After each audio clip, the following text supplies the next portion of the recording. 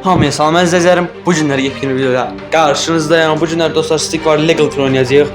Bəli əziz gamerlar, oyundan məqsədimiz nədir? Belə bir oyun ideyası fikri ağlıma gəldi. 3 dəqiqə ərzində oynaya basaq sonsuzluq modunda.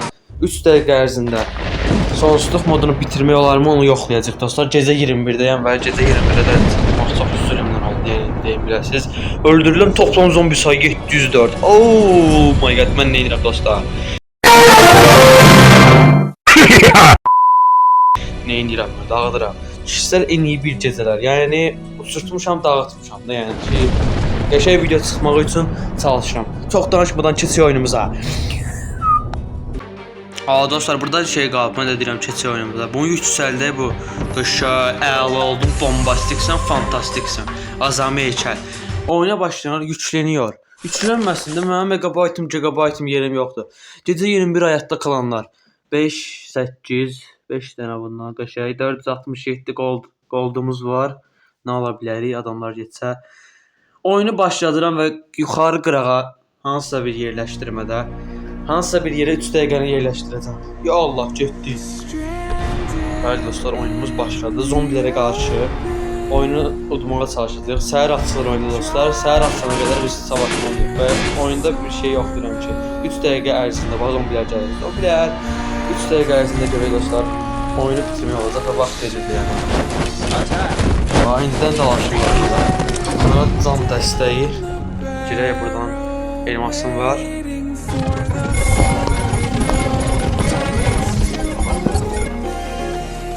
Neyse dostlar, bu ekipmanları da aldık. Videom 1-2 dəqiqəlik qısdım, elmas alırdım ona görə.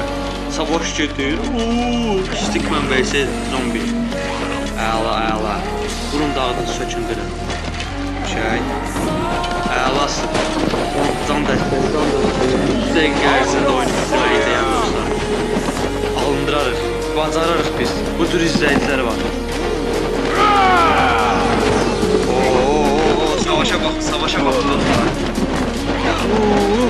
Zombi savaş diye.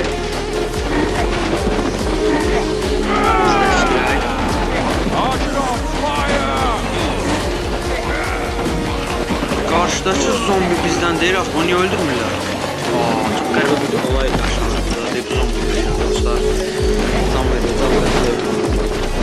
Bilmiyorum, hazırda 3 dəqiqə gedir. Yəni oyunu bitirməliyi biraz səhər atsın lazım.